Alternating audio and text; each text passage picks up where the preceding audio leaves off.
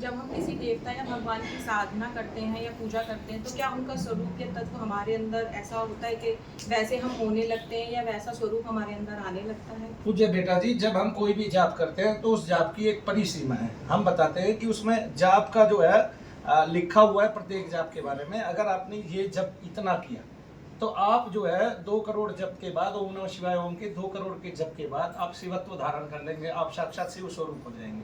वो झूठा तो नहीं हो सकता। वो अवलोकन जो हमारे ऋषियों मुनियों ने किया है उसको हम झूठा कैसे ठहरा दें? आज भी कोई व्यक्ति अगर ये कहता है कि बहुत सारे लोग अगर किसी को भगवान मानते हैं तो उसके अवलोकन के पीछे कोई गलत धारणा तो नहीं हो सकती।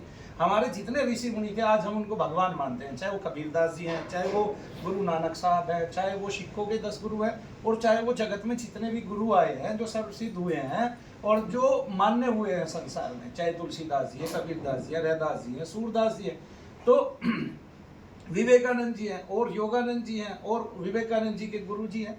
तो जब ये जितने भी हैं हम इनको केवल भगवान मानते हैं। क्यों मानते हैं? क्योंकि इन्होंने भगवान का नाम इतना लिया है कि ये उसी स्वरूप को धारण कर लेते हैं। जैसे आप विवेकानंद जी को मानिए तो वो उत्साहित तो थे संसार को योग के बारे में बताने के लिए, लेकिन साथ में देखिए कि वो व्यथित होते हैं इसलिए कि भारत का जो युवा है वो इतना प्रगाढ़ अध्यात्म होते हुए, भारत की संस्कृति में, हिंदू संस्कृति में इतना प्रगाढ़ अध्यात्म होते हुए वो उस अध्यात्म को ग्रहण नहीं कर पाता, तो इसके लिए वो अंतर से दुखी होते हैं। ऐसा दुख केवल भगवान को ही हो सकता है हमारे लिए। तो ये चीज़ें जो है हमें देखनी चाहिए, समझनी चाहिए, और जब हम जितना जाप करते हैं धीरे धीरे वही देवत्व हमारे अंतर में आने लगता है।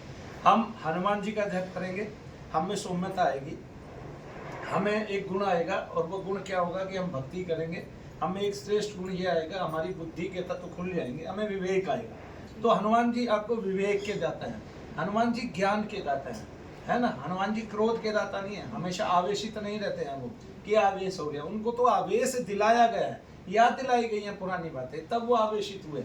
1 घंटे तक जो है 1-2 घंटे तक जितना भी समय लगा हो, उस टाइम जामवंत जी ने उनको उनकी पुरातन काल की बातें बताई कि आप साक्षात ईश्वर के स्वरूप हो, साक्षात आप वायु पुत्र हो, आप जो चाहे वो कर सकते हैं, आप ये समुद्र तो एक ही छलांग में लाग सकते हैं, दूसरे की क्या बात है। ऐसे याद दिलाया गया उनको, तब वेग में हमेशा नहीं रहते।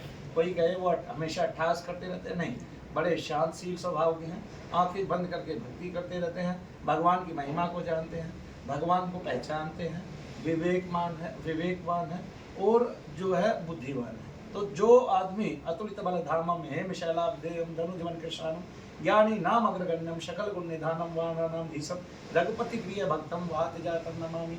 तो जो व्यक्ति उनका जाप करेगा उनको बुद्धि मिलेगी, विवेक मिलेगा, और जो है उनका कौशल बढ़ेगा, और वो साक्षात एक टाइम में आगे हनुमत स्वरूप हो जाएगा। आप बहुत दीर्घ अवधि तक 20 साल हो गए आपको हनुमान जी का जप भक्ति करते करते हनुमान जी ने आपको साक्षात दर्शन दिए आके, फिर भी आप ये पूछ रहे हैं कि आप हनुमान जी नहीं होंगे। कैसे नहीं होंगे? आप हनुमान जी के स्वरूप हो जाएंगे, तत्व हो जाएंगे उनका चिंतन करते करते, ठीक है ना, ऐसे हो जाएंगे। तो जो हनुमान जी को भजेगा वो 20 साल बाद दूसरों को सपन में भी हनुमान जी के रूप में ही दिखाई देगा। जय श्री राम।